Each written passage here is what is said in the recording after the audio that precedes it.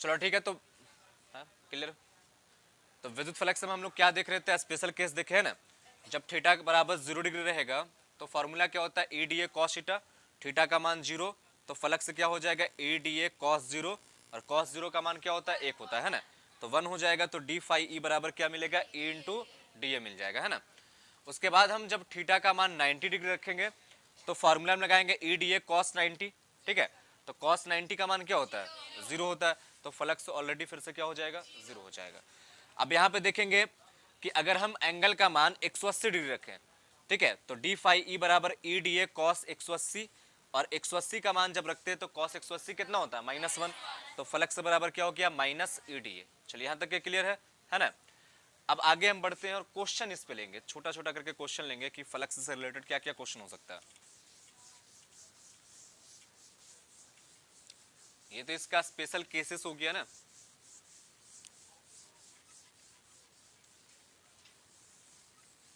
जैसे कि एक क्वेश्चन आप लिखिएगा,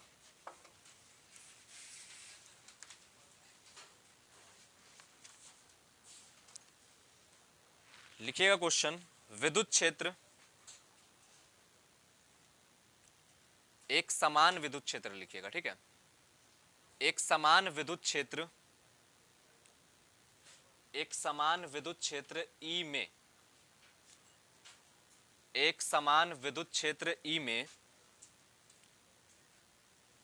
एक बेलन इस प्रकार रखा है, एक समान विद्युत क्षेत्र ई में एक बेलन इस प्रकार रखा है, इस प्रकार रखा है कि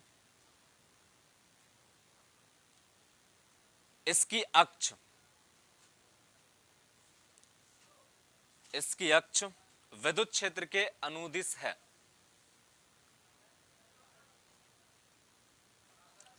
रखा है कि इसकी अक्ष विद्युत क्षेत्र के अनुदिश है, तब दिखाएं कि बेलन से गुजरने वाली कुल फ्लक्स शून्य है, तब दिखाएं कि बेलन से गुजरने वाली कुल फ्लक्स शून्य है।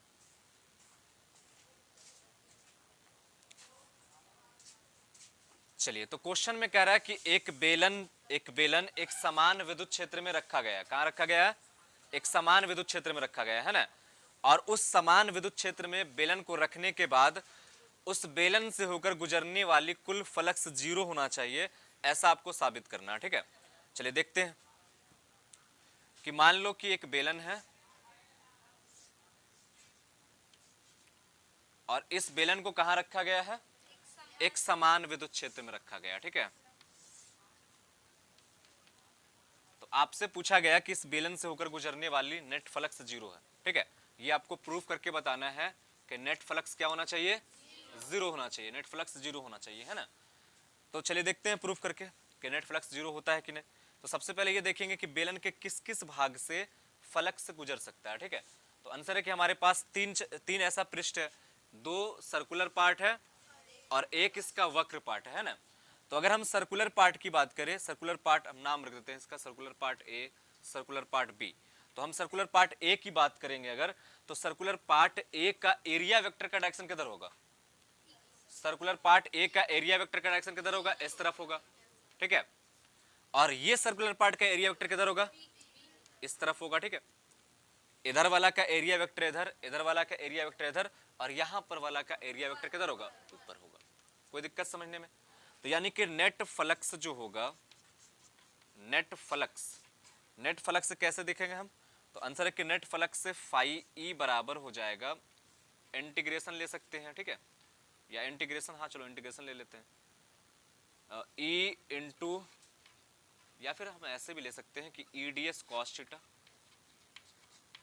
ठीक है। किसके लिए लेते हैं, पहले हम ए वाला पार्ट के लिए लेते हैं, चलो, प्लस उसके बाद हम लेते हैं बी वाले पार्ट के लिए A D S cos theta, plus हम लेते हैं ये वाला वक्र पार्ट के लिए A D S cos theta. चलिए, कोई दिक्कत है तक समझने में। अब देखेंगे थीटा क्या क्या बन सकता है यहाँ पे।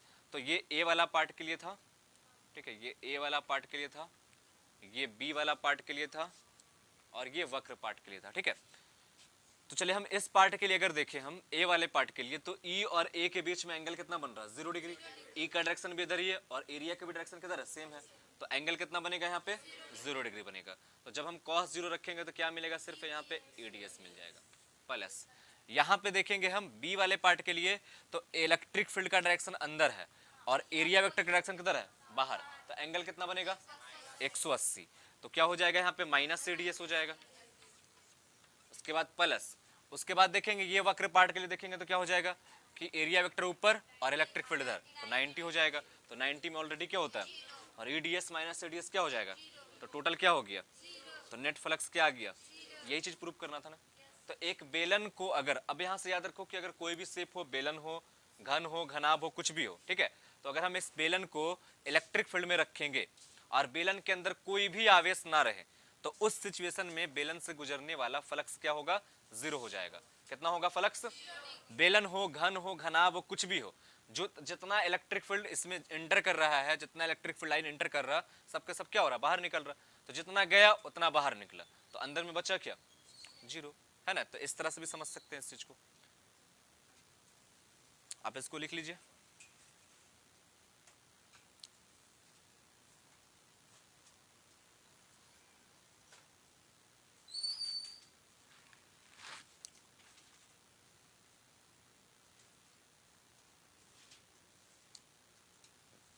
अब जैसे हम मान लो कि घन ही की बात करें, ठीक है, कि कोई घन है, अब घन पे कितना होगा?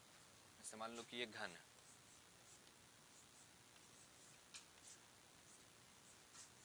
ठीक है, और इससे इलेक्ट्रिक फील्ड लाइन गुजर रहा है इस तरह से, तो इस पे नेट फ्लक्स क्या होगा? 0। जितना इंटर कर रहा उतना क्या हो रहा?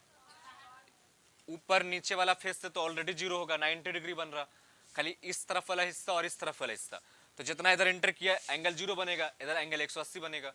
तो 0 में देता है 1, cos 0 का मान कितना देता है? 1, और 180 में क्या देता है? -1, तो 1 - 1 ऑलरेडी क्या हो जाएगा? 0। तो जितने सारे ऐसे सिचुएशन आएंगे, जैसे मान लो कि एक गोला है, ठीक है, और गोला में इलेक्ट्रिक फील्ड ऐसे गुजर रहा, फ्लक्स कितना होगा? 0। समझ में आ रहा बात ना? गोला रहे, घन रहे, बेलन रहे, कुछ भी रहे, अगर उसे समरूप विद्युत क्षेत्र में रखा गया है, तो जितना इलेक्ट्रिक फील्ड लाइन एंटर कर रहा उतना सबके सब लाइन क्या हो रहा? बाहर निकल रहा, तो 0 है। बाकी अगर कोई प्रूफ हमसे पूछेगा तो प्रूफ करके भी बता सकते हैं इस तरह से कि 0 क्या है ना।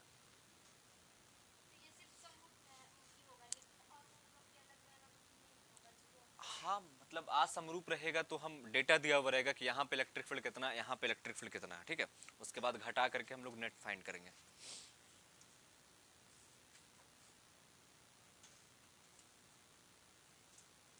चलिए हो गया, लिख लिए। नेक्स्ट क्वेश्चन लिखिएगा।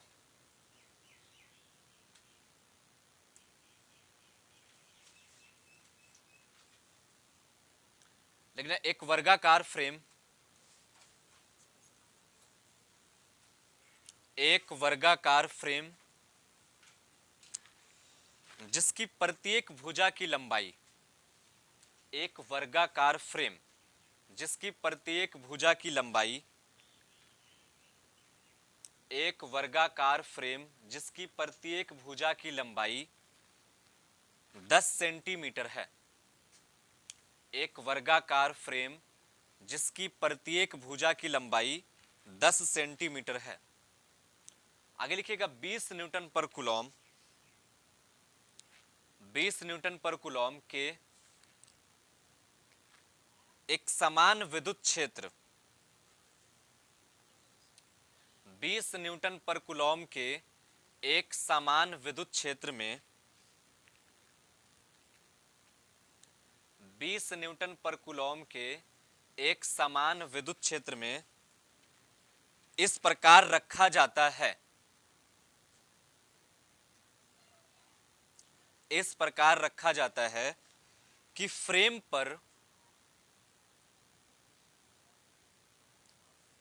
पर अभिलंब के साथ, कि फ्रेम पर अभिलंब विद्युत क्षेत्र के साथ, कि फ्रेम,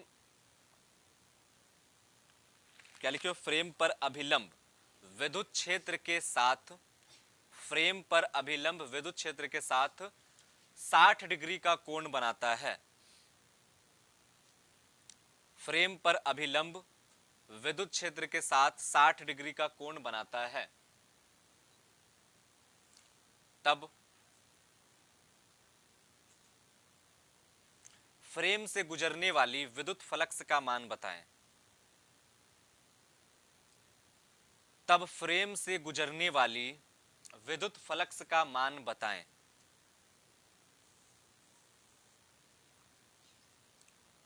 तब फ्रेम से गुजरने वाली विद्युत फ्लक्स का मान बताएं। चलिए बनाइए, एक बार कोशिश कीजिए। क्या बोला जा रहा है, एक फ्रेम है, उसका एरिया भी आपको पता होना चाहिए, या फिर भुजा की लंबाई दे दिया गया है ना, वहां से आप एरिया फाइंड कर सकते हैं।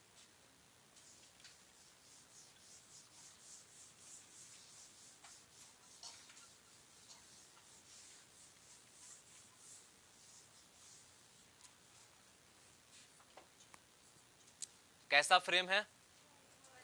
वर्गाकार फ्रेम है ना, और उस वर्गाकार फ्रेम में भुजा की लंबाई भी पता है हम लोग को।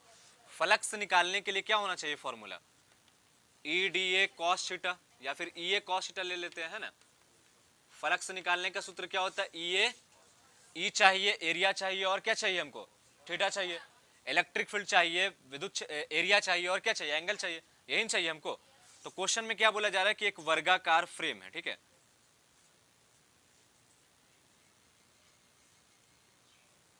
वर्गाकार फ्रेम ऐसे रखा हुआ, ठीक है। वर्गाकार फ्रेम कैसे रखा हुआ? ऐसे रखा हुआ। और बोला गया कि इस वर्ग की भुजा जो है वो कितना दिया हुआ है? इसकी जो भुजा है वो 10 सेंटीमीटर। भुजा की लंबाई कितनी है? 10 सेंटीमीटर। और इसे इलेक्ट्रिक फील्ड में रखा गया है। कहां रखा गया है? इलेक्ट्रिक फील्ड में। तो इलेक्ट्रिक फील्ड में इस तरह से रखा गया है कि इलेक्ट्रिक फील्ड और इसका जो अभिलंब है, मतलब एरिया वेक्टर है, ठीक है, इस भुजा, इस वर्ग की एरिया वेक्टर और इलेक्ट्रिक फील्ड दोनों के बीच एंगल कितना बन रहा है? 60 डिग्री। तो मान लो कि इसका एरिया वेक्टर तो हमेशा क्या रहेगा? तल के लंबवत रहेगा। अगर ये वर्ग ऐसे, कुछ याद आ रहा ना, वर्ग ऐसे है, एरिया वेक्टर किधर होगा? इसका ऊपर होगा एरिया वेक्टर। लेकिन इलेक्ट्रिक फील्ड जो है इस तरह से है कि इसके बीच में 60 डिग्री का कोण बना रहा है। तो अगर इलेक्ट्रिक फील्ड ऐसे रहेगा, एरिया वेक्टर भी ऐसे रहेगा, तो एंगल कितना बन जाएगा? 0। लेकिन एंगल कितना है क्वेश्चन में? 60 डिग्री। तो एरिया वेक्टर तो ऐसे है, तो इलेक्ट्रिक फील्ड किधर गुजरना चाहिए? इधर तिरछा थोड़ा सा है ना। तो मान लो कि इलेक्ट्रिक फील्ड ऐसे जा रहा होगा, ठीक है। तो दोनों के बीच का एंगल कितना बन गया? 60 डिग्री बन गया। ये आपका इलेक्ट्रिक फील्ड है, ये आपका एरिया वेक्टर है, एंगल भी मिल गया। अब देखते हैं, थीटा का मान है 60 डिग्री, इलेक्ट्रिक फील्ड का मान कितना दिया हुआ क्वेश्चन में? 20 न्यूटन पर कूलम, है ना। उसके बाद एरिया निकाल लेंगे अगर हम, मैग्नीट्यूड ऑफ एरिया, तो भुजा स्क्वायर होगा, 10 सेंटीमीटर है, तो इसका भुजा स्क्वायर यानी 100 सेंटीमीटर स्क्वायर होगा ना, यानी 100 गुने 10⁻⁻⁴ मीटर स्क्वायर में है। चलिए अब सब डेटा मिल गया। फ्लक्स से बराबर क्या होता है फॉर्मूला? ई ए कॉस थीटा। ई का वैल्यू कितना दिया हुआ है? 20, तो 20 रखेंगे। एरिया का वेक्टर कितना? एरिया का वैल्यू कितना? 100 गुने 10⁻⁴ इनटू कॉस थीटा। थीटा का वैल्यू कितना है? कॉस 60 का मान क्या होता है? 1/2। तो 20 गुने 100 गुने 10⁻⁻⁴ गुने 1/2, 2 दूना 10, और 100 दही के 1000,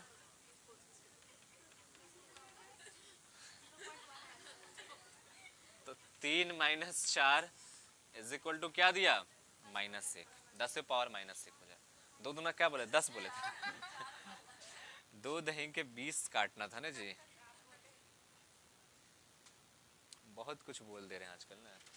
चलो सही है, न्यूटन आंसर क्या होगा? मीटर स्क्वायर पर कूलम, यही ना इसका यूनिट होता है। कहाँ पे एरिया निकालना है बाबू? तो वर्ग का क्षेत्रफल क्या होता है फॉर्मूला? भुजा स्क्वायर। तो भुजा की लंबाई 10 सेंटीमीटर, तो इसका स्क्वायर करेंगे तो 100 हो जाएगा ना, और सेंटीमीटर का स्क्वायर करेंगे तो सेंटीमीटर स्क्वायर होगा। अब सेंटीमीटर को मीटर में चेंज करना है, 10⁻⁻²। नहीं, पूरा पे निकल गया। ये पूरा, ये जो वर्ग है ना, पूरे वर्ग से होकर गुजरने वाली फ्लक्स 10⁻⁻1 न्यूटन होगा। तो छोटा सा एरिया आपको पता होना चाहिए जहां पर आपको फाइंड करना है ना।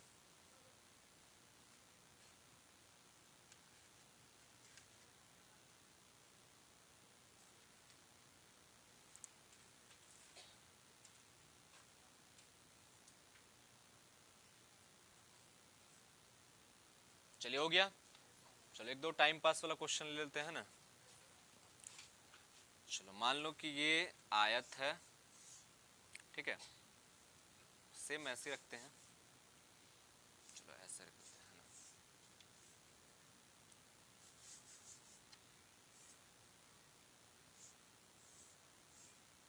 ठीक है, इलेक्ट्रिक फील्ड नहीं, ये इसका एरिया वेक्टर है, ठीक है, और इलेक्ट्रिक फील्ड मान लो इधर से गुजर रहा, दोनों के बीच एंगल 30 डिग्री है, ठीक है, और आयत का एरिया दिया हुआ है 20 मीटर स्क्वायर, और इलेक्ट्रिक फील्ड का मान है 10 न्यूटन पर कूलम। तो आपको फ्लक्स बताना है, फ्लक्स कितना होगा। चलिए फटाफट बनाइए। 20 मीटर स्क्वायर।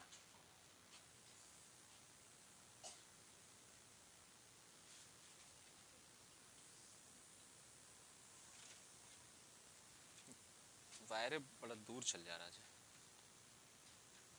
नहीं इन्ने जाने में बनता, नहीं इन्ने जाने में ब्लूटूथ वाला ठीक रहता ना।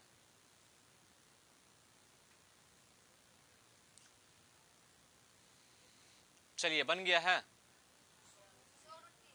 कितना है 100√3। अरे क्या करना है, ये कॉस थीटा तो करना है ना। ई का मान कितना दिया हुआ 10, ठीक है, ए का मान कितना है 20, थीटा का मान कितना है 30, तो गुना कर दो। गुना करने में भी इतना टाइम लग रहा। फ्लक्स बराबर क्या हो जाएगा फॉर्मूला, ई ए कॉस थीटा। ई का वैल्यू 10, एरिया का वैल्यू, थीटा का वैल्यू 30, 20 दही के 200, कॉस 30 का मान √3/, तो हो जाएगा कितना, न्यूटन मीटर स्क्वायर पर कूलम। कोई दिक्कत समझने में? तो RSC क्वेश्चन लेना चाहिए है ना। प्रैक्टिस जितना आपका अच्छा होगा उतना परफेक्ट आप होइएगा, बस इतना ही जान लो। लिखना चाहते हैं इसको, लिखा गया, चलो बहुत अच्छा। बाकी रिकॉर्डिंग कर रहे हैं किस लिए जी, तुम ही लोग के लिए ना, घर में जाके भी देखिएगा ना। जो PUBG खेलता है, आवाज का थोड़ा सा प्रॉब्लम हो गया था। चलिए अब देखिए वृत्त की तरफ बढ़ते हैं, ठीक है। वृत्त का रेडियस आपको दिया हुआ है 7 सेंटीमीटर, कितना दिया हुआ है 7 सेंटीमीटर, है ना। और इलेक्ट्रिक फील्ड जो है इस तरह से गुजर रहा, एकदम सब सिचुएशन आपको पता है, इसमें कुछ भी नहीं दिया हुआ, ठीक है, हम एंगल वेंगल नहीं शो करेंगे। ये आपका इलेक्ट्रिक फील्ड का वैल्यू है, मान लो कि 220 न्यूटन पर कूलम है, और आपसे पूछा गया फ्लक्स बताइए। चलिए फटाफट बना के दिखाइए।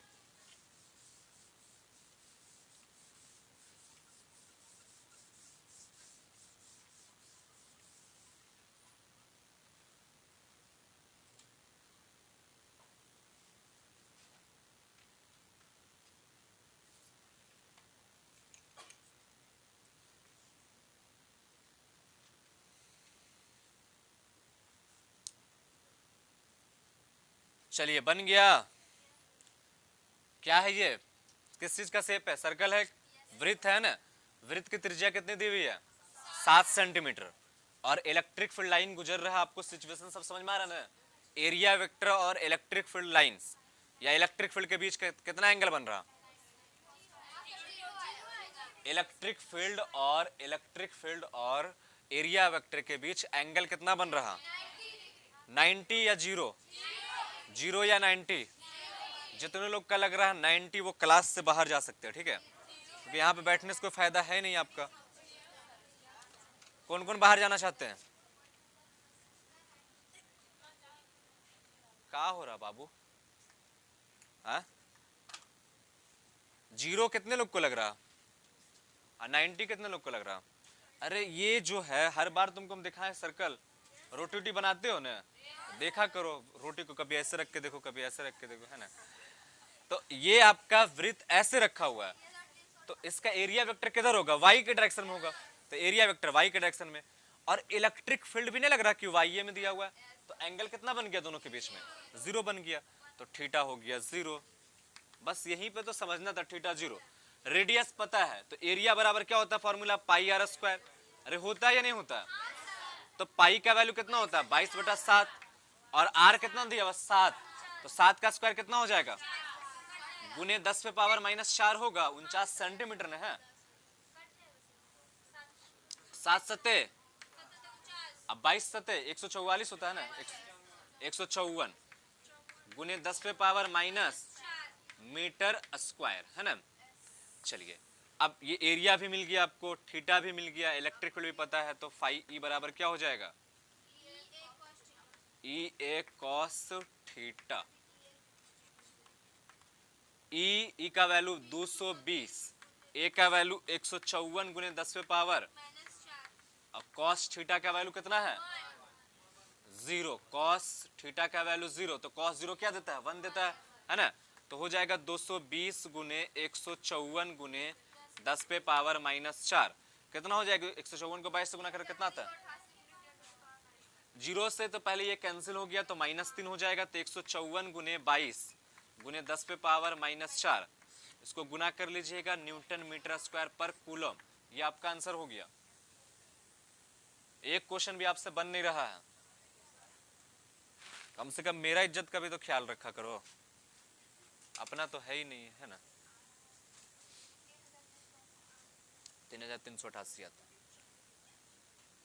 बड़ा हंसी आ रहा है जी, हैं शांति से बैठ के बनाइए।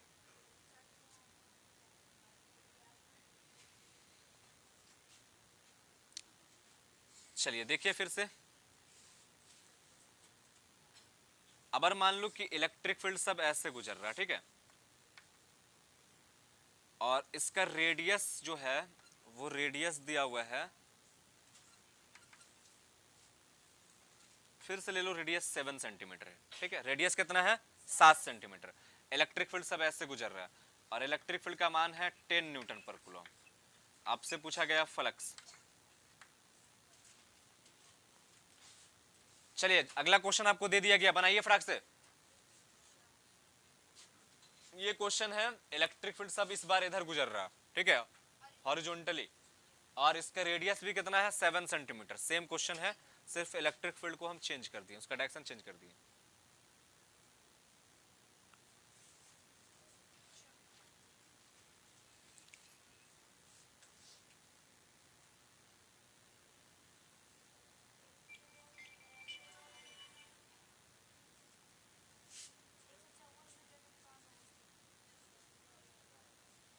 कितना आया,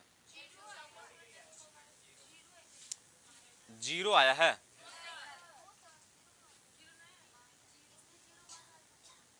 कितना आएगा एंगल, ये सॉरी कितना आएगा फ्लक्स, कितना आएगा, 0 कितने लोग का आ रहा, एक छड़ी उड़ी ने तुमने मोहल्ला में लेके आना, निकल एकदम पीटने का मन करता है, तार वाला नहीं होता है, उसको लेके आना, एक लाइन से मारना शुरू करेंगे सबको हम। अरे कल से हम समझा रहे, कल क्या बोला गया था कि एरिया वेक्टर जो पढ़ाया गया पढ़ के आना, पढ़ के आए हैं, बस मुंह उठाया चला है यहाँ पे।